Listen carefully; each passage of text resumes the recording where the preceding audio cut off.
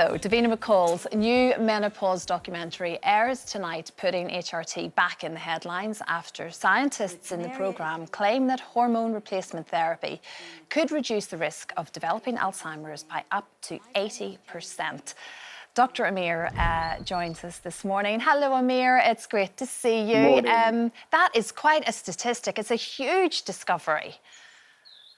It is. Morning, Christine. In general terms, women are twice as likely to develop dementia as men here in the UK. Davina McCall goes to Arizona and speaks to Dr. Roberta Diaz over there, who says women who are on HRT or oestrogen can reduce their risk of developing dementia by between 50 and 80%. But it's not just dementia, it's other neurological conditions as well. They claim that HRT and estrogen can reduce women's risk of developing things like Parkinson's and multiple sclerosis. And the longer women are on HRT, the less likely they are to develop these conditions. So really extraordinary claims. But we have known about these protective effects of estrogen for quite some time, and the research has been moving forward to try and give us some conclusive proof that this is the case. Okay, so explain to us then, Amir, how does HRT affect the brain? Because it's important to start it, I guess, as quickly as you start to feel the symptoms coming on, and that's where the benefits come from long term.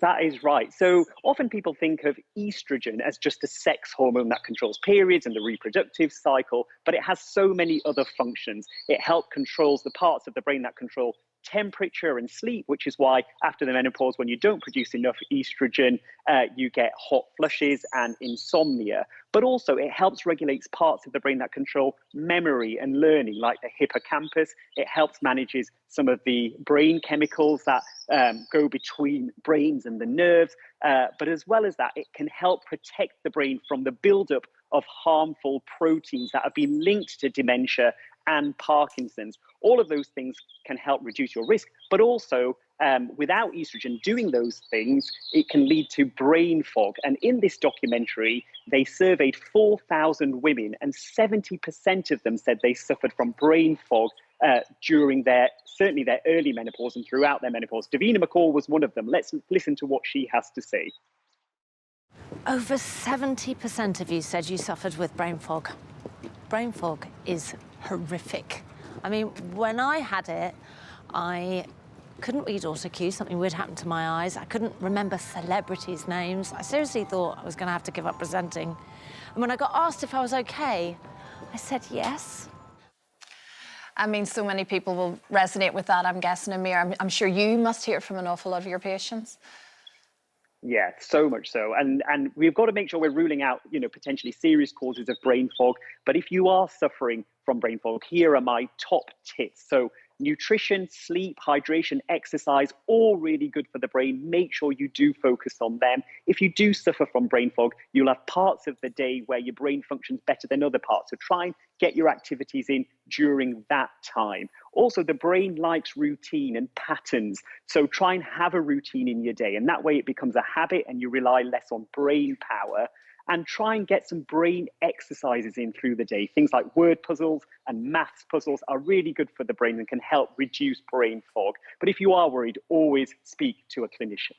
Then, Amir, a lot of these sort of games are on your phone. And then on the flip side of that, a lot of us are trying to pull back from time on the phone because that has a negative effect as well. I know Joe Wicks, even in the past few days, came out and said that he felt like he was a bit addicted to his phone and he needed to pull back from it. I mean, how do you balance it all? It's so hard because, yes, you certainly do need time away from your phone, as Joe Wicks has said there. But your phone has been, does have those puzzles on it. But what I would say is take regular breaks from your phone, have phone-free days. It's not that the phone actually affects your brain, but it stops you from doing things. It's so time-consuming that are really good for your brain. So it stops you from going outdoors, enjoying nature, doing exercise, speaking to people in real life, which is an art form these days. But also, if people scroll before bedtime, it can affect your sleep as well. And sleep is so important to brain function. So really manage your phone use, have phone-free time, phone-free days, focus on your family and friends. Really, really important. Real life stuff. Back to the old days as such, Amir. Don't forget, you can watch full episodes of Lorraine on the ITV Hub and all the best clips, compilations and playlists right here on our channel. Just subscribe now and you'll never miss an upload. Click here to watch another video similar to this one, or click here to head to our channel's homepage to explore all of our exciting videos.